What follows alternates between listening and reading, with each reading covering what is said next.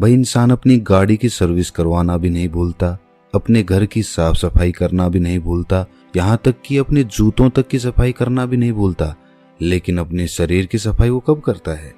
आप सोच रहे होंगे कि भाई हम नहाते धोते तो रोज हैं, तो सफाई तो हो ही जाती है। मैं बाहर की सफाई की बात नहीं कर रहा, मैं भीतर की सफाई की बात कर रहा हूँ, पेट की सफाई की बात कर रहा हूँ। भाई वाघ भट्ट जी ने आयुर्वेदा में लिखा है कि 99% बीमारियां पेट से पैदा होती हैं। चलिए पहले ये समझ लेते हैं कि हमारे पेट से बीमारियां पैदा कैसे होती हैं, और तभी हम समझ पाएंगे कि फिर उस पेट को साफ कैसे करना है। आपको ऐसे बहुत सारे लोग दिखेंगे जो अपनी बीमारियों के कारण दुखी रहते हैं, डॉक्टरों के पास घूमते रहते हैं, किसी वैद्य के पास जाते रहते हैं, और फिर उनका जीवन दवाइयों के सहारे चलने लगता है। और ये भी हकीकत है कि उन दवाइयों से उन्हें कुछ देर के लिए तो आराम हो जाता है, लेकिन उस बीमारी की जड़ कभी नहीं जाती। और जैसे ही वो दवाई लेना छोड़ते हैं तो दर्द फिर से उनको परेशान करने लग जाता है। भाई कितने ही लोग आपने देखे होंगे, और वास्तविकता में तो आपके परिवार में भी ऐसे लोग होंगे। किसी के हाथ में दर्द होता है, किसी के घुटनों में दर्द होता है, किसी के पैर में दर्द होता है, और किसी के डायबिटीज है, किसी का लीवर खराब है, किसी को पथरी है। लेकिन समझने की बात यह है कि जिस तरह एक बीज से एक पेड़ बनता है, उसी तरह हमारे पेट में जमा गंदगी से ही इन सारी बीमारियों का जन्म होता है। भाई ये तो हम सभी जानते हैं कि फलों और कच्ची सब्जियों को पचने में तकरीबन 2 से 3 घंटे लगते हैं। वहीं पर अगर हम अनाज की बात करें, जैसे गेहूं या फिर कोई और अनाज, तो उसको पचने में 5 से 6 घंटे लगते हैं। लेकिन अगर हम बात करें मांस या मछली या फिर नॉन वेज की, तो उसको पचने में 15 से 20 घंटे लग जाते हैं। अब जो हम खाते हैं वो किस तरह गंदगी के रूप में हमारे शरीर में जमा हो जाता है, ये बड़े ध्यान से समझना। ये समझोगे तभी ये समझ पाओगे कि उस गंदगी को बाहर कैसे निकालना है। इससे मैं आपको आसान तरीके से एक उदाहरण के माध्यम से समझाता हूँ। मान लीजिए कि आप अपनी गाड़ी लेकर अपने घर से जाते हैं। रास्ते में गाड़ी सड़क पर चलती है, और कुछ दूर सड़क पर चलने के बाद सामने कीचड़ आ जाता है। अब जब कीचड़ में से गाड़ी होकर निकलेगी तो उसके टायर पे भी कीचड़ लगेगा, उसका टायर गंदा होगा। अब वो कीचड़ कुछ दूर बाद खत्म हो गया और आप फिर से सड़क पर आ गए। अब फिर से जब गाड़ी सड़क पर चलने लगेगी तो हो सकता है उसका कीचड़ हट जाए, लेकिन वो कीचड़ पूरी तरह से साफ नहीं होता, वो ऊपर ऊपर से साफ हो जाएगा। आप किसी चीज से साफ करेंगे तो भी वो ऊपर से ही साफ होगा, क्योंकि टायर पर जब हम देखते हैं तो उसमें लेयर्स बनी होती हैं, उसमें एक स्पेस बना होता है, एक जगह बनी होती है, और उसमें मिट्टी फंसी रहती है, कीचड़ भी उसी में फंसा रहता है। तो ऊपर से साफ करने पर वो ऊपर ऊपर से साफ होता है। उस टायर को पूरी तरह से साफ करने के लिए आपको तेज प्रेशर से उस पर पानी डालना होगा, तब उस बीच वाले स्पेस से वो मिट्टी निकल कर बाहर आएगी। लेकिन अगर हम हाई प्रेशर से उस पर पानी नहीं मारते हैं तो वो मिट्टी सालों सालों तक उसमें फंसी रहती है और टायर यूं ही चलता रहता है। उसी तरह जब हम कोई खाना खाते हैं तो पहले तो वो खाना हमारे मुंह में आता है, मुंह में हम उसे चबाते हैं, फिर वो हमारे पेट में पहुंचता है, जहां पर हमारी इंटेस्टाइन उसमें से रस लेती है, उसमें से जो भी न्यूट्रिशंस होते हैं उन्हें खींच लेती है, और उसके बाद उसे स्मॉल इंटेस्टाइन में भेज देती है, जहां से वो अपने रास्ते से बाहर आ जाता है। लेकिन हर प्रकार के खाने को पचने में अलग अलग समय लगता है, ये तो हमने सीख लिया, अभी पीछे बताया था। तो इससे पहले कि वो खाना पच पाता, हमारे इंटेस्टाइन उसमें से जरूरी न्यूट्रिएंट्स निकाल पाती, उससे पहले ही हम कुछ और खा लेते हैं। अब वो भी तो जाएगा, अब वो खाना जो हमने अभी खाया है वो भी इसी रास्ते से वहीं पर पहुंचेगा। तो अब जो खाना पहले से हमारे पेट में पड़ा हुआ है, जो पूरी तरह से हजम भी नहीं हुआ है, डाइजेस्ट नहीं हुआ है, वो अभी उस पर प्रेशर लगेगा। किसका? जो खाना हमने अभी खाया है उसका, क्योंकि वो भी तो उसी रास्ते से आगे जाने वाला है और आगे तो जाम लगा पड़ा है। तो ये खाना उसको धक्का मारेगा और वो पुराना खाना बिना पूरी तरह से डाइजेस्ट हुए आगे निकल जाएगा। लेकिन जब ये हाफ डाइजेस्टेड खाना बिना पूरी तरह से हजम हुए आगे बढ़ जाता है तो ये पीछे छोड़ जाता है बैक्टीरियाज के भंडार। बहुत सारे बैक्टीरियाज होते हैं जो पीछे छूट जाते हैं, और ये बैक्टीरियाज हमारे इंटेस्टाइन से, यानी कि हमारे पेट की, हमारे स्टमक की जो इनर वॉल्स होती हैं उनसे चिपक जाते हैं, चिपट जाते हैं। उसी तरह जैसे वो कीचड़ उस गाड़ी के पहिए पर लगा था, ठीक उसी प्रकार अब हमारे इंटेस्टाइन तो खाने से न्यूट्रिशंस खींचने के लिए बनी है। तो जब हमारे इंटेस्टाइन खाने से न्यूट्रिशंस खींचती है और शरीर के दूसरे अंगों में उन्हें पहुंचाती है, तो उन न्यूट्रिशंस के साथ ये बैक्टीरियाज जो पहले से ही हमारे इंटेस्टाइन से चिपके हुए थे, ये भी खून के साथ अलग अलग अंगों में पहुंच जाते हैं। जब ये बैक्टीरिया वाला खून हमारे शरीर के अलग अलग अंगों पर पहुंचता है तो अलग अलग प्रकार की बीमारी पैदा होती है। जैसे जब ये लीवर में पहुंचेगा तो वहां पर पथरी बनने के चांसेस रहेंगे। जब ये दिल के पास पहुंचेगा तो दिल का दौरा पड़ने के चांसेस रहेंगे, और जब ये मस्तिष्क में पहुंचेगा तो ये दिमाग की बीमारी पैदा कर देगा, और इसी प्रकार जहां भी ये पहुंचेगा, जोड़ों में पहुंचेगा तो जोड़ों का दर्द पैदा करेगा। तो इसीलिए समय समय पर हमें अपने पेट की सफाई करते रहना चाहिए ताकि हमारे इंटेस्टाइन में वो बैक्टीरिया जमा ना होने पाए। चलिए मैं आपसे पूछता हूँ कि घर की सफाई करने के लिए सबसे पहला स्टेप क्या होता है? भाई कॉमन सेंस की बात है कि अगर हमें अपने कमरे की सफाई करनी है तो हमें कमरे को खाली करना होगा। अगर फर्श साफ करनी है तो फर्नीचर को बाहर निकालना पड़ेगा। उसी तरह से हमें भी अपने पेट की सफाई करने के लिए ऐसे ही शुरुआत करनी चाहिए। अगर हम अपनी पूरी बॉडी को डिटॉक्स करना चाहते हैं तो सबसे पहले तो हमें अपने पेट को साफ करना होगा, जहां से सारी बॉडी में बैक्टीरिया सप्लाई हो रहे हैं। तो इसका सबसे अच्छा, सबसे पहला और सबसे आसान तरीका है व्रत करना, फास्टिंग करना चालू करिए।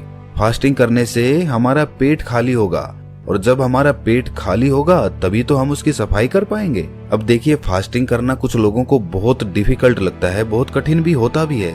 जो लोग फास्टिंग कर सकते हैं वो फास्टिंग करें, हफ्ते में किसी दिन कर लें या महीने में कर लें। और फास्टिंग करें तो पानी, जूस या फिर कोई फल इत्यादि ही खाएं, क्योंकि तभी तो वो फास्टिंग होगी।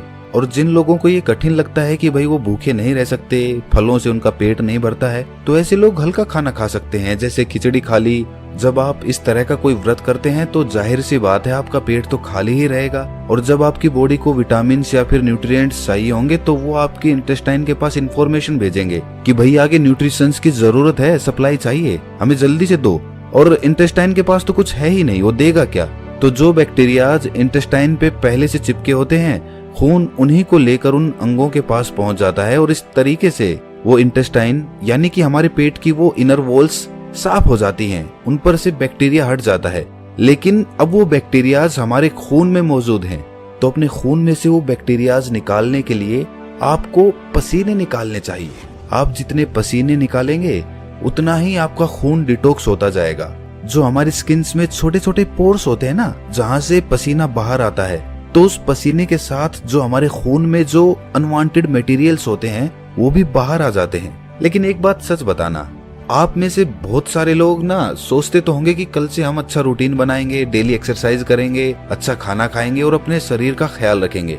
लेकिन अगली सुबह आते ही आप भूल जाते हो, फिर से वही रूटीन, फिर से लेट उठना, फिर से ऑफिस में जाना, और फिर से आकर उसी तरह से रात में लेट सोना। देखिए, इसमें गलती इंसान की नहीं होती, इंसान का रूटीन ही ऐसा हो गया है। वो कभी रात की ड्यूटी करता है तो कभी दिन की ड्यूटी करता है, तो इस तरीके से उसका कोई रूटीन फिक्स हो ही नहीं पाता, और वो अंदर ही अंदर अपने मन में निराश होता चला जाता है। भाई किस तरह से एक्सरसाइज स्टार्ट करोगे? टाइम तो मिलता ही नहीं तुम्हें, कैसे अपना ख्याल रखोगे बताओ मुझे। तो दोस्त, इसके लिए विकल्प होते हैं। अगर तुम ध्यान से सोचोगे, दिमाग लगाओगे, तो तुम्हें ऐसे तरीके मिल जाएंगे। भाई इसके लिए हमें जापान के लोगों से सीखना चाहिए। जापान के लोगों का भी शेड्यूल इसी तरह बिजी रहता है, उन्हें टाइम मिल ही नहीं पाता कि वो एक्सरसाइज करें। उस देश में भी ज्यादातर लोगों को टाइम मिल ही नहीं पाता कि वो एक्सरसाइज कर लें, इसीलिए वो अपने पास एक साइकिल रखते हैं। कहीं जाना हो इधर उधर, छोटी मोटी जगहों पे, ज्यादा दूर नहीं जाना हो, वहां पर वो अपनी साइकिल का इस्तेमाल करते हैं, वरना तो पब्लिक ट्रांसपोर्ट में या फिर खुद की कार से ट्रेवल करते हैं। ज्यादा दूर नहीं, लेकिन छोटी जगहों पे कुछ दूर जाने के लिए वहां तो हम साइकिल का इस्तेमाल कर सकते हैं। इससे हमारी थाइज में जो पेल्विक मसल्स होती है ना, उन पे बहुत अच्छा काम होता है। साथ में हमारा पसीना भी निकलता है, तो उससे हमारी बॉडी भी डिटॉक्स हो जाती है, और इसके साथ ही कोई पोल्यूशन भी नहीं होता, प्रदूषण से भी हम बचे रह जाते हैं। अगर साइकिलिंग करने में इंटरेस्टेड नहीं हो तो फिर डांस कर लो या फिर रनिंग कर लो, जिस तरीके से भी हो, बस अपने शरीर से पसीना निकालो ताकि आपके जो पोर्स है ना स्किन के, वो एकदम क्लियर हो जाए। होता है उनको जल्दी पकाने के लिए या फिर उन पर कोई रोग ना लग जाए, इसलिए उन पर दवाइयों का छिड़काव किया जाता है। और जब हम उन फल और सब्जियों को खाते हैं तो वो पेस्टिसाइड्स हमारे अंदर, हमारी बॉडी में एंटर कर जाते हैं। तो उन पेस्टिसाइड्स की वजह से हमारे अंदर बहुत सारे बैक्टीरियाज पैदा होते हैं, जिनसे बहुत सारी बीमारियां पैदा होती है। और सबसे बड़ी बीमारी जो उससे पैदा होती है वो होती है कॉन्स्टिपेशन की। कुछ लोगों को हमेशा कॉन्स्टिपेशन रहता है, वो जब भी सुबह बाथरूम में जाते हैं तो उनका पेट अच्छे से साफ ही नहीं होता। इसकी वजह से वो पूरे दिन परेशान रहते हैं, स्ट्रेस में रहते हैं, कुछ भी अच्छा नहीं लगता, कुछ खाने का मन नहीं करता, भूख नहीं लगती। तो उन लोगों के लिए त्रिफला चूर्ण सबसे अच्छी औषधि मानी जाती है। त्रिफला के नाम से ही पता चलता है कि ये 3 फलों से मिलकर बना होता है। आंवला और हरड़ त्रिफला चूर्ण के मेन कंपोनेंट्स होते हैं। आंवला में विटामिन सी होता है, फाइबर होता है, और वहीं पर हरड़ एक बहुत अच्छा एंटीबैक्टीरियल होता है, जिस दिन आप सुबह सुबह नींबू पानी नहीं पीने वाले, उस दिन आप त्रिफला चूर्ण का सेवन करें। 1 छोटी चम्मच अच्छे से गुनगुने पानी में मिलाकर पी जाओ। उसके बाद देखना क्या कमाल होता है। खाना अच्छे से डाइजेस्ट होगा।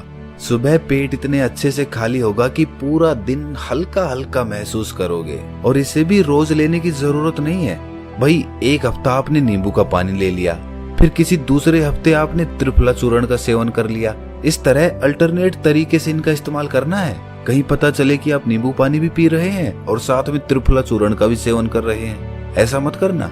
अच्छा, एक राज की बात बताता हूँ। जो लोग अल्कोहल ज्यादा पीते हैं ना, उसकी वजह से उनकी बॉडी में एसिडिटी बढ़ जाती है। तो ये जो त्रिफला चूर्ण है, ये उस अल्कोहल के इफेक्ट को भी बहुत कम कर देता है। अच्छा देखिए, अगर आप पहले से कोई और दवाई ले रहे हैं तो त्रिफला चूर्ण को अवॉइड करना या फिर अपने डॉक्टर से कंसल्ट करके तभी लेना। अच्छा, एक और बहुत अच्छा तरीका होता है बॉडी को डिटॉक्स करने का, और वो है कि खाने से पहले फ्रूट्स या फिर सैलेड खा लो अच्छे से पेट भर के। उससे क्या होता है कि फलों में और सलाद में ना फाइबर होते हैं बहुत अच्छी मात्रा में। जब वो फाइबर हमारी बॉडी में पहुंचते हैं तो वो ल्यूब्रिकेशन पैदा करते हैं, जिस ल्यूब्रिकेशन की वजह से जो हम खाना खाते हैं वो कहीं पर अटकता नहीं है, वो आसानी से नीचे चला जाता है। और खाना कभी भी पूरा पेट भर के मत खाना। खाना हमेशा 80% के लगभग ही खाना चाहिए। 20% जगह पेट में खाली रहनी चाहिए। ये सारे तरीके आपकी बॉडी को पूरी तरह से डिटॉक्स कर देंगे। इनमें से कुछ तरीके थोड़े आसान हैं तो कुछ तरीके थोड़े कठिन हैं।